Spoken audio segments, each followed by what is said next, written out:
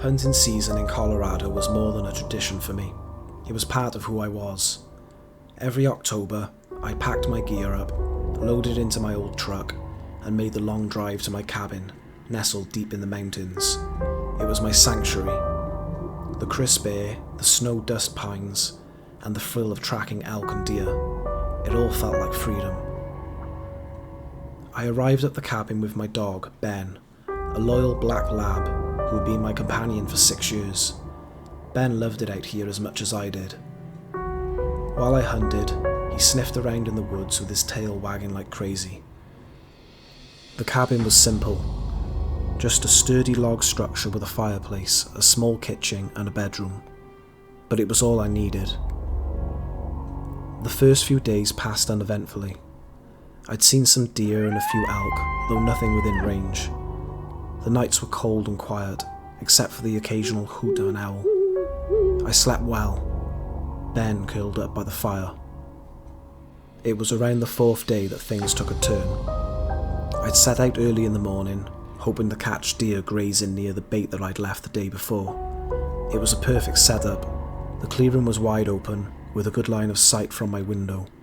Sure enough, just after sunrise, a doe wandered into the clearing, her head dipping to nibble at the bait. I steadied my rifle, my breathing slow and measured.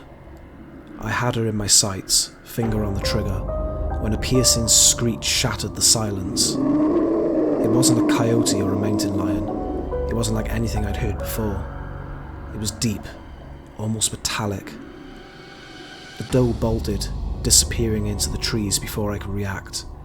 I cursed under my breath, scanning the woods, but I saw nothing. Ben, who had been waiting a few yards away, was alert, his ears perked and his body tense. Probably just some animal, I muttered to myself, though I couldn't shake the unease creeping through my body. I decided to keep hunting, and after a few hours I managed to bag a decent-sized buck. It wasn't the doe I'd missed earlier, but it would do. I loaded the harvest into my game cart and hauled it back to the cabin, eager to get the field dressing done before nightfall. Ben stayed close, sniffing the air with a wariness I wasn't used to seeing in him. By the time I'd finished dressing the deer and sorting the meat, the sun had dipped below the horizon. The cabin was warm, the fire crackling as I sat into my old recliner with Ben at my feet. I lit my tobacco pipe, letting the familiar scent and rhythm calm my nerves. The strange sound from earlier was still in the back of my mind, but I told myself it was just another quirk of the wilderness. I'd been hunting these woods for decades. I heard strange things before, sounds that you couldn't explain. It was just part of the deal. At some point I must have dozed off, because the next thing I knew, Ben was growling, low and deep. "Ben, what is it, boy?" I said, sitting up in my chair. He was staring at the door, his hair raised. His growl grew louder, a sound I'd only heard him make once before when we'd stumbled across a bear during a hike. Then I heard it, that screech, the same sound that had startled the doe, only now it was closer, much closer. My chest tightened as I grabbed my rifle, the weight of it familiar but suddenly inadequate. Ben stood by my side, trembling slightly but not backing down. I crept to the door, my heart pounding in my ears. Before I could open it, another sound stopped me in my tracks, a slow thudding sound on the cabin roof. It was rhythmic, sounded like a gallop.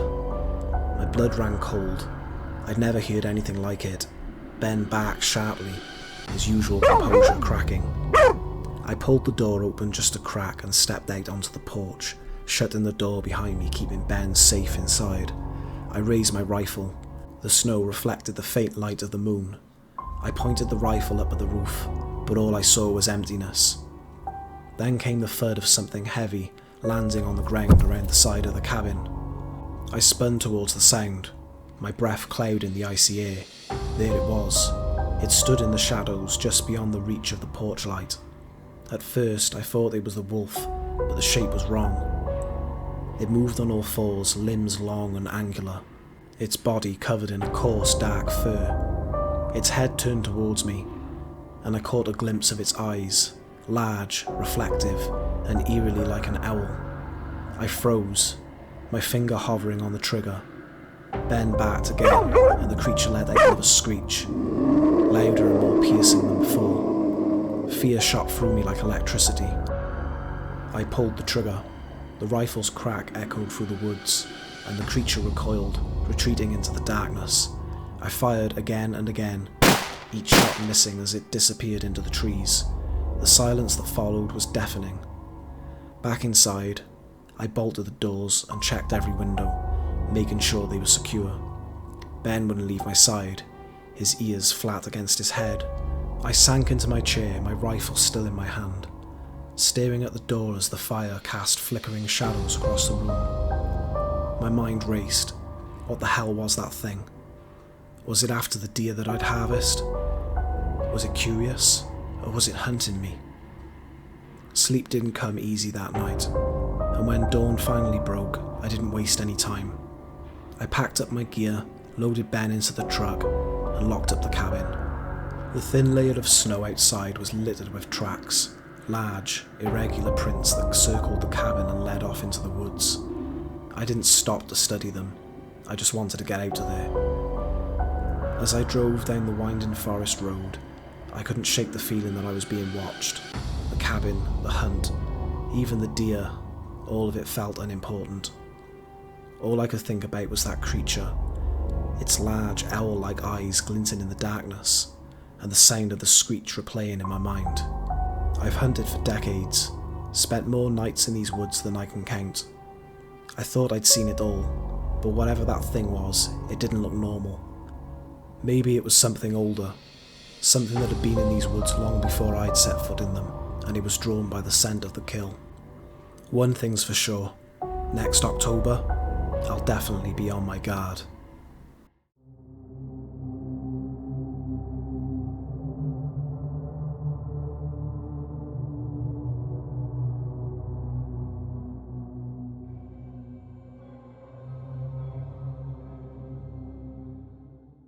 When my sister Claire and I decided to stay at Dad's cabin in Alaska, it felt like the right thing to do. We needed time away, a chance to breathe after losing him.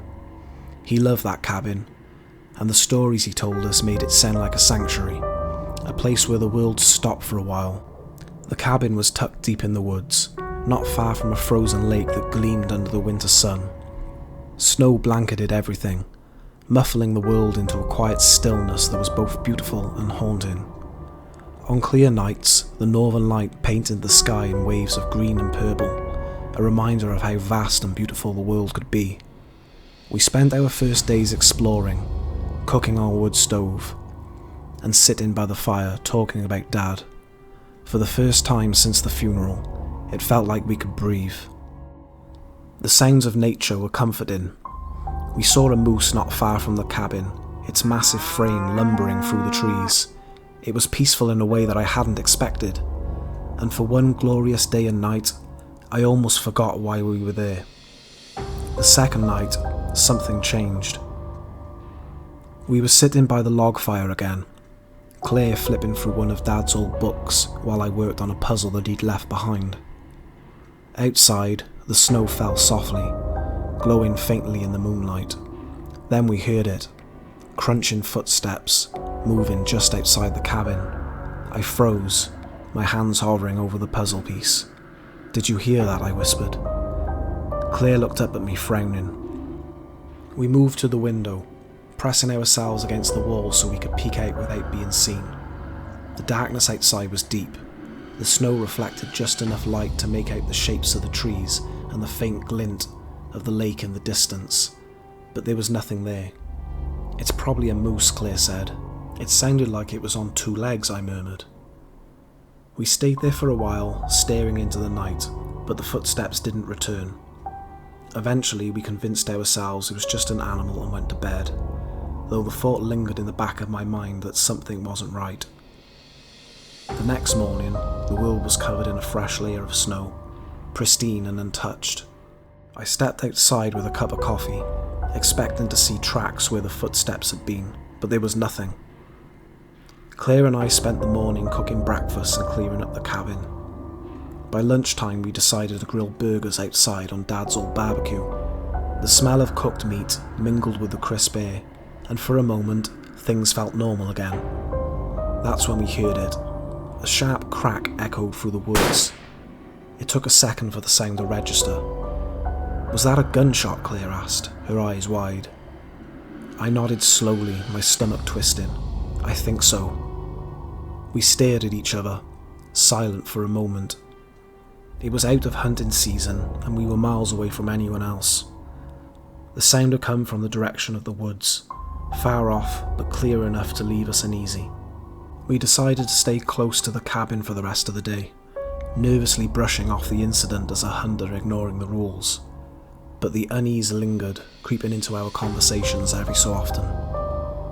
That night, I woke up to another gunshot. This one was louder and closer to the cabin. My heart pounded as I sat up in bed, the sound reverberating in my ears. Claire was already awake, her face pale in the dim light of the cabin. We didn't say anything, just moved quickly. I crept towards the window, my hands trembling as I slightly pulled the thin curtain aside. The forest outside was still, the snow falling in lazy flakes. I saw nothing but trees and darkness. Then we both heard it. Footsteps on a wooden porch, slowly creeping about. The sound sent a bolt of panic through me. Whoever it was, they were right outside. Claire grabbed my arm, her eyes wide with fear. "What do we do?" she whispered. I didn't know. The door was double locked and the windows were bolted shut, but that didn't make me feel completely safe. We sat frozen, barely breathing, as the footsteps creaked across the porch. They circled the cabin, stopping at the windows as if someone was trying to peer inside. The sound eventually faded, and I mustered the courage to have a look. Pulling the curtains back just enough to see, I spotted him, a man wearing winter hunter gear, a rifle strapped to his back. He was tall, broad-shouldered, and moving with a calculated slowness. I dropped the curtain and stumbled back, my heart racing. "There's a man out there," I whispered to Claire. We stayed awake the rest of that night, every creak and rustle outside sending fresh waves of fear through us. In the morning, the snow told the story. Footprints surrounded the cabin, circling it again and again. They clustered by the windows and near the door, as if the man had been pacing, looking for a way in. What was worse was there was tracks around our SUV, deep impressions where he'd stood for a long time. "This is insane," Claire said with her voice shaking. "We need to leave." I agreed, my stomach churning. We packed quickly, shoving our belongings into bags without caring about organisation. As we locked up the cabin, another gunshot cracked from the air. Claire flinched, and I felt the panic rise in my chest. We threw everything into the SUV and climbed in, locking the doors. The engine roared to life, and I backed out onto the snowy path, my hands gripping the wheel so tightly that they ached. As we drove away, I glanced in the rearview mirror, half expecting to see that man watching us from the trees. But there was nothing, just the endless expanse of trees and snow. We didn't stop driving until we were hours away, back in the safety of a small Alaskan town. We haven't been back to that cabin since. Maybe one day I'll go, when enough time has passed and the fear has dulled. But for now, the thought of that night and the sight of that man in the snow is enough to keep me away. Dad's cabin was supposed to be a refuge, a place to heal. Instead, it became a reminder of how vulnerable we are, even in the quietest corners of the world. Alright guys, if you made it this far, thank you so much for watching. I hope you enjoyed the video. Please like and subscribe, and I'll see you in the next one.